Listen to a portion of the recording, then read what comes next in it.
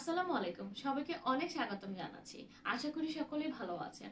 আজকে আমি আপনাদের সবার সাথে কথা বলবো থাইল্যান্ড নিয়ে। যারা কিনা থাইল্যান্ডে সেটেল হতে চাচ্ছেন বা চাকরির জন্য যেতে চাচ্ছেন তাদের উদ্দেশ্যে কিন্তু আমাদের এই ভিডিওটি। সো আমি আপনাদেরকে বলতে চাচ্ছি আমাদের হাতে কিন্তু একটা বড় একটা অপরচুনিটি এসেছে, সেটি হলো থাইল্যান্ডের। এখানে কিন্তু আমরা আপনাদেরকে দিতে পারবো হোটেল রেস্টুরেন্টের কাজ। আর সেক্ষেত্রে কিন্তু আপনাদের সপ্তাহে 6 দিন ডিউটি থাকবে, 8 ঘন্টা করে। আর ওটি তো থাকবেই। তাছাড়া এখানে কিন্তু স্যালারি বাংলা টাকা চলে আসবে 50 থেকে 60 হাজার টাকার মতো।